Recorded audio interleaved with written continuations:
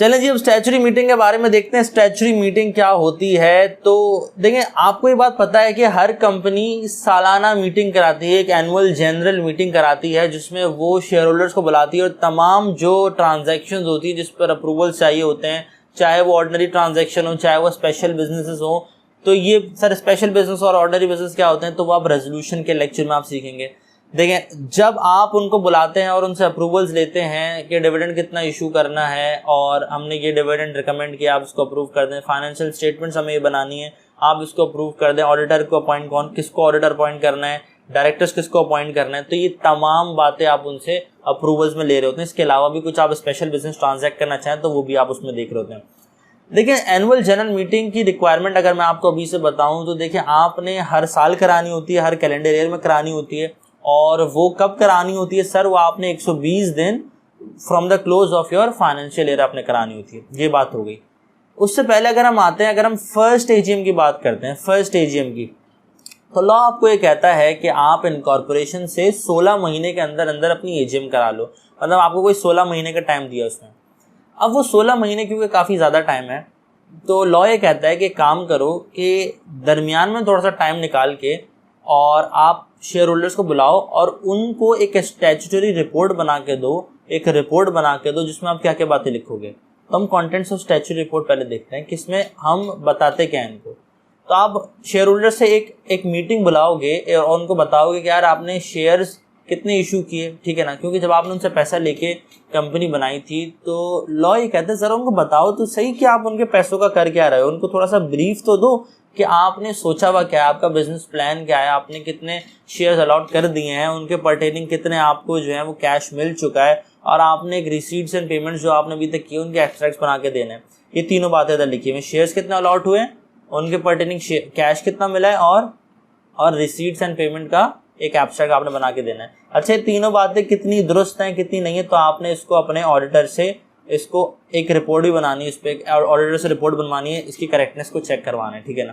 तो आपने share holders को 3 बातें बताई। इसके अलावा आपने बताया कि आपके डायरेक्टर्स कौन है, उनका नाम क्या है, उनके एड्रेसेस क्या हैं, उनकी क्वालिफिकेशंस क्या है, ठीक है ना। कोई आपने कोई कॉन्ट्रैक्ट जो प्री इनकॉर्पोरेशन कॉन्ट्रैक्ट्स वगैरह होते हैं वो आप इनकॉर्पोरेशन के चैप्टर में आपने कवर किया होगा, ठीक है ना। वो उसका लेक्चर अगर आपको मिस आउट करें तो उसको जाके उसका लेक्चर आप देख लें प्री इनकॉर्पोरेशन कॉन्ट्रैक्ट्स का, ठीक है ना। तो उसमें कोई मॉडिफिकेशन वगैरह अगर आई है तो वो भी आपने अपने शेयर होल्डर्स को ब्रीफ करना है। अच्छा, इसके अलावा आपका जो बिजनेस प्लान है वो क्या है, आप किस तरह से बिजनेस को मॉडल कर रहे हैं, क्या वायबिलिटीज़ वगैरह तमाम चीज़ें बतानी है। इसमें कि कमीशन कितना पे हुआ है, आपने जो शेयर्स इशू किए तो उसमें कमीशन कितना पे हुआ है, ब्रोकरेज कितनी पे हुई है। तो ये जो उसका क्रक्स है वो है कि आपने अपने शेयर होल्डर्स को बुलाकर उनको बिठा के उनको ब्रीफ करना है कि आपने उनके पैसों के साथ ये किया और जो उनकी कंपनी आपने बनाई है उसके साथ आप ये आप जो उसके साथ इरादे रखते हैं। अच्छा देखें, अब ये तो हो गया कंटेंट्स जो हम रिपोर्ट में जमा कराएंगे, रिपोर्ट में लिखेंगे। अब वो रिपोर्ट आप प्रेजेंट करेंगे on the day of statutory meeting. अच्छा सर, जो आपने कहा था कि एजीएम होनी है और ये कोई 16 महीने के अंदर का टाइम है हमारे पास, तो लॉ हमें ये फरमाइश करता है कि आप बीच में थोड़ा सा टाइम निकाल के एक छोटी सी मीटिंग बुला लें। तो ये बीच में थोड़ा सा टाइम निकालने वाली जो बात है ये क्या टाइम है, तो देखें लॉ आपको ये कहता है कि आपने जो अपनी स्टैच्यूटरी मीटिंग करानी है इसके 2 आपको वो टाइम लिमिट बताता है कि या तो आप कमेंसमेंट ऑफ बिजनेस जो आपका हुआ है, COB जो होता है, जो एक कंपनी होती है, certificate of commencement of business जिसको लेना होता है, कौन सी कंपनी होती है सर, एक public company having share capital. Sir तो वो तो सिर्फ public company having share capital होती है, तो स्टैच्यूटरी मीटिंग सिर्फ उन्हीं कंपनी ने कराना है। देखिए, आपको अगर आपने certificate of commencement of business का लेक्चर लिया हुआ है तो यह बात आपको पता है कि ये सिर्फ एक पब्लिक कंपनी जिसके पास शेयर कैपिटल है उसने लेना होता है। तो स्टैच्यूटरी मीटिंग सिर्फ और सिर्फ उन कंपनीज को ही करानी होती है जिन्होंने certificate of commencement of business के लिए अप्लाई करना होता है। ये दोनों चीज़ें यहाँ पर जो है ना वो हमारे पास क्रॉस लिंक्ड हैं। देखिए, स्टैच्यूटरी मीटिंग का जो आपके पास टॉपिक है इससे 3 बातें जो हैं वो क्रॉस लिंक्ड होती हैं। सबसे पहले आपका जो certificate of commencement of business का टॉपिक है वो, एनुअल जनरल मीटिंग का वो। सर एनुअल जनरल मीटिंग किस तरह से कनेक्ट होती है, लेकिन टाइमलाइंस दोनों की ना ओवरलैपिंग। अभी मैं आपको इसको प्रैक्टिकल एग्जांपल दूंगा, एग्जाम में इसके ऊपर केस स्टडी बन के आ सकती है कि किस तरह से इसकी ओवरलैपिंग हो रही है और कहाँ पर आपने एजीएम करानी है, कहाँ पर आपने स्टैच्यूटरी मीटिंग करानी है, ठीक है। अच्छा, तीसरी बात जो इससे क्रॉस लिंक होती है वो है वाइंडिंग अप का चैप्टर। वाइंडिंग अप के चैप्टर में एक बात आती है कि कंपनी स्टैच्यूरी मीटिंग कराने में, स्टैच्यूरी रिपोर्ट जमा कराने में कोई डिफ़ॉल्ट वगैरह करती है तो आपने उसको वाइंडिंग अप में, आप कंपलसरी वाइंडिंग अप में उसकी शिकायत भी कर सकते हैं। तो ये बात है आपने कहीं नोट डाउन कर लेनी है, कहीं पर कोने में लिख लेनी है कि इन 3 चीज़ों के साथ इसका क्रॉस लिंक है। हम वापस टॉपिक पे आते हैं कि वो कंपनीज जिन्होंने certificate of commencement of business के लिए अप्लाई करना है, सिर्फ और सिर्फ उनके ऊपर ही वाजिब है कि स्टैच्यूरी मीटिंग कराना। बाकी कंपनीज कराना चाहें तो कराएं, ना कराना चाहें तो ना कराएं, उनके ऊपर फ़र्ज़ नहीं है। अच्छा सर, कौन सी कंपनीज जिन्होंने certificate of commencement of business के लिए अप्लाई करना होता है? सिर्फ और सिर्फ पब्लिक कंपनीज जो कि जिनके पास शेयर कैपिटल है। अच्छा, और सर ऐसी प्राइवेट कंपनी जो कि अपनी इनकॉर्पोरेशन के 1 साल के अंदर अंदर पब्लिक कंपनी में कन्वर्ट हो चुकी है, ठीक है ना। तो आपके पास ये बात सबसे पहले आ गई कि आपने स्टैच्यूरी मीटिंग किन कंपनीज के लिए कराना मैंडेटरी है। सबसे पहले only public companies with share capital, या फिर ऐसी प्राइवेट कंपनीज जो कि 1 साल के अंदर अंदर ही पब्लिक कंपनी में कन्वर्ट हो चुकी है। मतलब सर ऐसी प्राइवेट कंपनी जो कि पब्लिक कंपनी में कन्वर्ट तो हुई है but after 1 year of its incorporation, तो क्या उसने करानी है स्टैच्यूरी मीटिंग? नहीं करानी। ये बात आपको क्लियर हो गई। अच्छा, हम वापस आते हैं इसकी टाइमलाइन पे, हम डिस्कस कर रहे हैं कि ये कब करानी है। तो देखिए, certificate of commencement of business जब आपको मिल जाता है तो आपने उससे खींचने हैं 180 डेज और उसके अंदर अंदर करानी है, या फिर इनकॉर्पोरेशन की डेट से 9 महीने। सर ये क्या बातें ज़रा मैं समझाएं। तो देखिए, फॉर एग्जाम्पल मेरे प्यारो, आपकी कंपनी है जो कि 1 जनवरी 2023 को होती है इनकॉर्पोरेट, ठीक है ना। ये 1 जनवरी को हो जाती है इनकॉर्पोरेट। तो लॉ आपको ये कहता है कि आप ना इससे खींचो कोई 9 मंथ्स, ठीक है। 9 मंथ्स सर, 1 जनवरी से 9 मंथ्स लगाएं, क्या आता है? सितंबर आता है, ठीक है जी। 30 सितंबर 2023। तो एक डेट तो आपके पास, एक डेडलाइन आपके पास आ गई 30 सितंबर। अच्छा, दूसरी डेडलाइन की अगर हम बात करें तो वो कहता है कमेंसमेंट ऑफ बिजनेस। तो देखिए, इनकॉर्पोरेशन के बाद ही कमेंसमेंट ऑफ बिजनेस के लिए कंपनी अप्लाई करती है। तो फॉर एग्जाम्पल आपका कमेंसमेंट ऑफ बिजनेस आ जाता है कोई 1 मार्च 2023, ठीक है ना। अच्छा, अब इससे आपने खींचने हैं 180 डेज। सर वो किस तरह से खींचेंगे? तो देखें, 180 डेज मतलब तकरीबन कोई 6 महीने। तो 6 महीने आप खींच लें, मार्च, अप्रैल, मई, जून, जुलाई, अगस्त। आप पहले अगस्त पे आ जाएं, ठीक है ना। आप पहले अगस्त पे आ जाएं। अच्छा देखें, अब ना आपने किस तरह से करना है सर, वो जो 31 डेज के बीच में मंथ्स होंगे उनको किस तरह से आपने देखना है। देखें, शायद आपको ये टेक्निक आती हो, नहीं आती तो मैं बता देता हूँ। या आपने अपना फिस्ट बनानी है, उसमें जो है ना आपने नकल अपना काउंट करना है। जो नकल हेड है तो उस पर जो मंथ आ रहे होंगे वो 31 वाले होंगे और जो बीच में आ रहे होंगे वो 30 वाले होंगे। तो जनवरी, फरवरी, मार्च, जनवरी 31, फरवरी नॉट 31, मार्च 31, अप्रैल नॉट 31, ठीक है ना। जनवरी, फरवरी, मार्च हमारे पास आ गया 31 का, 1 महीना आ गया 31 का। अप्रैल, मई, दो महीने आ गए हमारे पास 31 के। जून, जुलाई एंड अगस्त, ठीक है। तो 4 महीने हमारे पास आ गए 31 के। तो हम अगस्त के 31 से हम 4 दिन पीछे चले जाएंगे। तो आपने कोई 28 अगस्त तक आपने जो है अपनी स्टैच्यूरी मीटिंग करा लेनी है। अच्छा सर, हमारे पास 2 डेट्स आ गई, तो अब हमने इसका क्या करना है? देखिए, आपके पास जो 2 डेट्स आई हैं ना, तो आपको लॉ ये कहता है कि इसके अर्लियर पे आपने जाना है, इसके अर्लियर पे आपने जाना है। तो सर 30 सितंबर 2003 हमने खींचा था इनकॉर्पोरेशन से 9 महीने और हमने certificate of commencement of business से खींचे 180 दिन, तो वो फिर हमारे पास 28 अगस्त आ जाता है। तो इस केस में आपने अपनी स्टैच्यूरी मीटिंग 28 अगस्त से पहले करानी है। सर तो वो तो 180 दिन और वो 9 महीने, तो हमेशा ही ये पहले आ रहा होगा certificate of commencement of business से? नहीं, देखें, फॉर एग्जांपल आपका यहाँ पर कमेंसमेंट ऑफ बिजनेस का सर्टिफिकेट जो है वो आपको मिलता 1 मई को। तो मई, जून, जुलाई, अगस्त, सितंबर, अक्टूबर, तो अक्टूबर तक बात जारी होती। तो उस केस में आपने 9 मंथ्स ऑफ इनकॉर्पोरेशन वाली डेट अर्लियर हो जाएगी, तो आपने उसको ऑप्ट करना है। तो ये टाइमलाइन आपको समझ आई कि आपने सबसे पहले जब आपके एग्जाम में अगर एक क्वेश्चन आता है कि आपने स्टैच्यूरी मीटिंग कब करानी है, तो मेरे प्यारे आप करेंगे ये कि सबसे पहले आप टाइमलाइन बनाएंगे, इनकॉर्पोरेशन की डेट डालेंगे और उससे खींच लेंगे 9 मंथ्स। फिर आप डालेंगे कमेंसमेंट ऑफ बिजनेस की डेट, उससे 180 दिन खींचेंगे और ये टेक्निक इस्तेमाल करके आप वो जो एक्स्ट्रा डेज हैं उसको सब्सट्रैक्ट कर सकते हैं। उसके बाद अच्छा सर, ये एमसीक्यू में सवाल आ सकता है? बिल्कुल, ये एमसीक्यू में भी एक सवाल बन के आ सकता है। अच्छा, उसके बाद जब आपको टाइमलाइन पता लग जाएगी यार इसमें अर्लियर कौन सा है, तो आपने उसमें स्टैच्यूरी मीटिंग अपनी करानी है। सर वो एजीएम वाली बात जो आपने बीच में बताई थी वो क्या थी? देखिए, फर्स्ट एजीएम की अगर हम बात करें ना, तो देखिए, अच्छा स्टैच्यूरी मीटिंग कंपनी ने अपनी ज़िंदगी में सिर्फ एक दफ़ा करानी होती है, क्योंकि उसका क्रक्स आपको मैंने बताया कि हर साल एक एनुअल जनरल मीटिंग तो कंपनी की हो रही होती है, जो हर साल शेयर होल्डर से मुलाकात तो कंपनी की हो रही होती है, उसमें तमाम अप्रूवल्स तमाम ट्रांजेक्शन तो हो जाती हैं। लेकिन जो फर्स्ट एजीएम है लॉ ने उसमें आपको कोई 16 महीने का टाइम दिया हुआ है।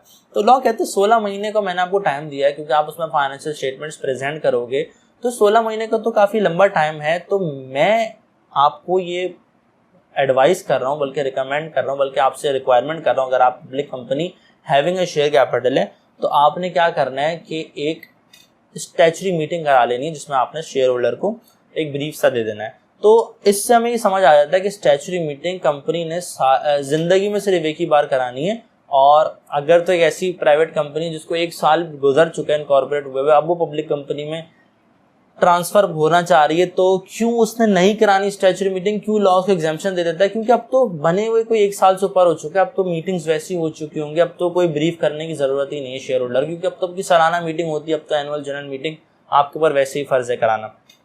तो ये बात आपको पीछे से बेसिस ऑफ कंक्लूजन जब चीज़ों की पता होगी तो आपको रट्टा नहीं मारना पड़ेगा, आपको चीज़ें जो है वो रिटेन करना वैसे ही आसान होगी, क्योंकि आपने स्टैच्यूटरी मीटिंग का क्रक्स समझ लिया।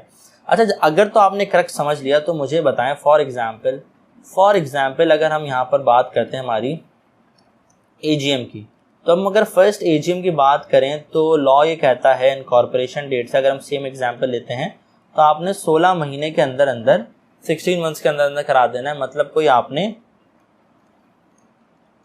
अप्रैल 24 से पहले अपनी एजीएम करानी है। अच्छा, लॉ ये नहीं कह रहा कि आपने अप्रैल 24 को ही करानी है, अप्रैल 24 से पहले कभी भी करा देनी है। अच्छा, व्हाट इफ़ ये कंपनी डिसाइड करती है कि हमने एजीएम जो करानी है वो हमने करानी है कोई 15 अगस्त 2023 को, तो यार ये जो डेट कंपनी ने पिक की है ये तो आपकी स्टैच्यूटरी मीटिंग की टाइम में ही फॉल कर रही है। अच्छा, मैं फिर बता रहा हूँ आपको कि तमाम जो बातें हम डिस्कस कर रहे हैं कंपनी की पहली मीटिंग की बात डिस्कस कर रहे हैं, जो फर्स्ट एवर एजीएम होती है। क्योंकि मैं आपको फिर ये याद दिलाऊं कि स्टैच्यूटरी मीटिंग कंपनी ने सिर्फ और सिर्फ ज़िंदगी में एक दफ़ा करानी होती है, और वो शुरू के सालों में करानी होती है, शुरू के पहले साल में, ठीक है ना। तो अगर तो आपकी एजीएम उस टाइम लिमिट में फॉल कर जाए कि कंपनी 15 अगस्त को ही आपकी फर्स्ट एजीएम करा ले, तो फिर तो स्टैच्यूटरी मीटिंग का कोई मकसद ही नहीं रहता। क्योंकि मैं आपको फिर याद दिलाऊं कि स्टैच्यूटरी मीटिंग क्यों करा रहे थे, क्योंकि आपकी एजीएम में काफ़ी लंबा टाइम दिया था लॉ ने, बिकॉज क्योंकि आपने उसमें फाइनेंशियल स्टेटमेंट प्रेजेंट करने होते हैं, तो शायद आप पहले फाइनेंशियल स्टेटमेंट थोड़े लंबे करके बनाएं, तो लॉ ने टाइम दिया हुआ है आपको कि यार ठीक है 16 महीने में करा लो, लेकिन कहा है बीच में मीटिंग बुला के ब्रीफ कर दो। अगर आप वो मेन मीटिंग जो कि आपकी एजीएम है वही उस टाइम लिमिट में कराएंगे तो there is no need of having a statutory meeting. तो ये बात आपको समझ आ गई कि अगर तो एजीएम इस टाइम लिमिट में फॉल कर जाए, तो कंपनी अगर डिसाइड करे कि आपने इस टाइम लिमिट में आपने एजीएम करानी है, तो there is no need of statutory meeting, ठीक है ना। ये बात आपको समझ आ चुकी है।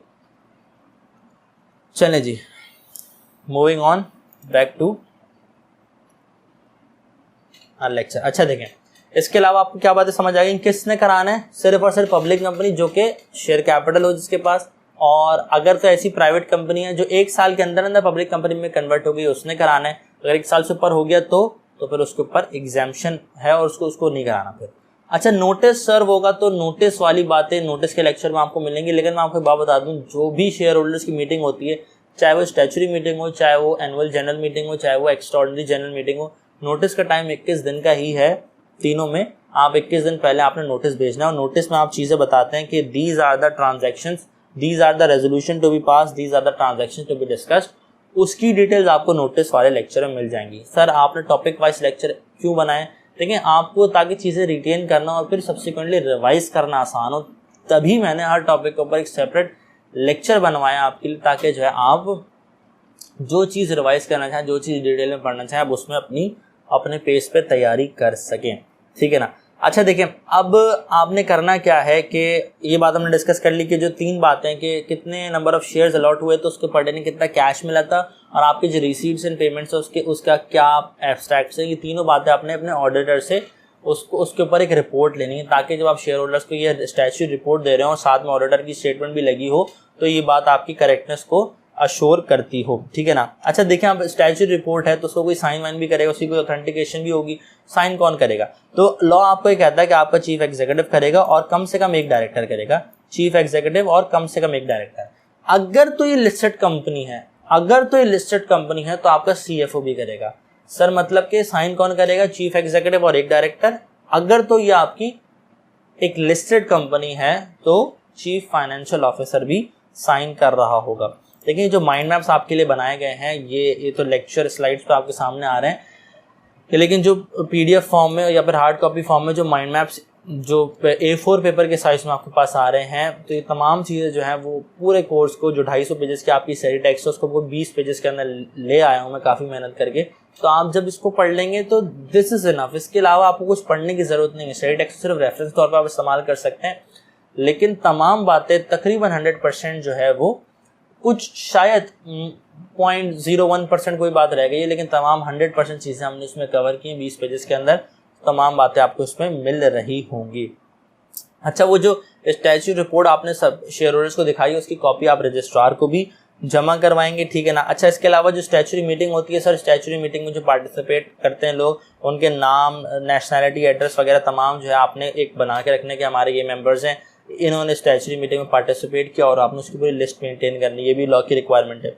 अच्छा, इसके अलावा लॉ आपको ये कहता है, जो आप नोटिस में उसको डिटेल में पढ़ेंगे, कि जो भी आप बिजनेस ट्रांजैक्ट करना चाहते हैं, अच्छा ये बिजनेस वो वाला बिजनेस नहीं है, ये बिजनेस है for example a discussion to be held, agenda, जिस एजेंडा पे आप बात करना चाहते हैं उसको यहाँ पर लॉ बिजनेस कहता है। नोटिस वाले रेफरेंस है कि आप इस एजेंडा पे बात करना चाहते हैं, जिस एजेंडा पे आप भी मीटिंग में बात करना चाहते हैं वो एजेंडा आप नोटिस में पहले से लिखेंगे। जब आप मेम्बरान को बोल रहे होंगे 21 दिन पहले भेजेंगे नोटिस कि यार हम इस दिन मीटिंग करना चाह रहे हैं और आप आ जाइएगा, तशरीफ ले आइएगा, तो आप उसमें लिखेंगे these are the business to be transacted, मतलब कि इन एजेंडा पे बात होगी, इन आइटम से बात होगी, और उसमें तमाम बातें आप लिखेंगे। जो बातें आपने नोटिस में लिखी हैं तो वो तमाम बातों पर डिस्कशन हो सकती है। मीटिंग का टाइम खत्म हो जाए, सर मीटिंग का टाइम खत्म कैसे होता है वो भी आपको एडजर्नमेंट ऑफ मीटिंग में, जब प्रोसीडिंग्स ऑफ मीटिंग का लेक्चर है उसमें आपको ये तमाम बातें डिटेल में मिल रही होंगी। सर अगर मीटिंग एडजर्न हो जाए तो क्या मीटिंग वापस होगी, और जो अगर एजेंडा आइटम बच जाए तो क्या होगा? तो आप जो एक एडजर्न जो मीटिंग होगी आपकी, जो नेक्स्ट उसका सेशन होगा किसी ऐसे दिन जो आपकी मेम्बरान डिसाइड करेंगे with the approval of chairman, तो उसमें जो है आप बाकी आइटम्स जो हैं वो डिस्कस उसमें कर सकते हैं। अच्छा सर, जो एडजर्न मीटिंग का दूसरा सेशन जो होगा, आज मीटिंग हुई, कुछ एजेंडा आइटम रह गए और वो नोटिस में थे, और फिर जो दूसरा सेशन हुआ मीटिंग का किसी दूसरे दिन, तो उसमें जो अगर अप्रूवल्स हुए तो वो भी उसी हैसियत को रखेंगे, बिल्कुल ऐसे ही उन दोनों का लेवल जो है बिल्कुल सेम होगा। ठीक है जी, तो ये बात आपको समझ आ गई कि आपने क्या करना है, एक स्टैच्यूटरी मीटिंग करानी है। कंपनी ने अपनी इनकॉर्पोरेशन के बाद एक मीटिंग करानी है जिसकी टाइम लिमिट है इनकॉर्पोरेशन से 9 महीने के अंदर या फिर कमेंसमेंट ऑफ बिजनेस से 180 दिन के अंदर, विच एवर इज अर्लियर। आपने उसमें एक स्टैच्यूटरी रिपोर्ट प्रेजेंट करनी है अपने शेयर होल्डर्स को, बताना है कि आप उनकी कंपनी के साथ कर क्या रहे हैं, अभी कंपनी के अफेयर्स क्या हैं, आपने कोई कॉन्ट्रैक्ट मॉडिफिकेशन की है या फिर आपने शेयर्स कितने बेचे, उसमें उसके बाद कैश कितना मिला, और आपकी रिसीट्स एंड पेमेंट का जो एब्स्ट्रैक्ट है वो भी आपने बताना है। और जो आखिरी 3 बातें, शेयर्स कितने लॉट हुए, कैश कितना मिला, और उसके पर्टेनिंग आपका जो एब्स्ट्रैक्ट है रिसीट एंड पेमेंट्स अकाउंट का, वो आपने ऑडिटर से उसकी रिपोर्ट भी लेनी है, ठीक है ना। और स्टैच्यूटरी रिपोर्ट की आप एक कॉपी रजिस्ट्रार को भी जमा करवाएंगे। अगर तो एजीएम स्टैच्यूटरी रिपोर्ट के स्टैच्यूटरी मीटिंग के टाइम लिमिट में फॉल करती है तो फिर आपको स्टैच्यूटरी मीटिंग कराने की कोई ज़रूरत नहीं है। स्टैच्यूटरी मीटिंग किस किस कंपनी ने करानी होती है? सिर्फ और सिर्फ एक पब्लिक कंपनी जिसके पास शेयर कैपिटल हो, और एक प्राइवेट कंपनी जो कि इनकॉर्पोरेशन के 1 साल के अंदर अंदर जो है पब्लिक कंपनी में कन्वर्ट हो गई हो। अगर उसको 1 साल से ऊपर हो गया फिर उसके ऊपर कोई रिक्वायरमेंट नहीं है कि वो स्टैच्यूटरी मीटिंग कराए। तो ये बात आपको तमाम बातें जो है वो समझ आ गई हैं।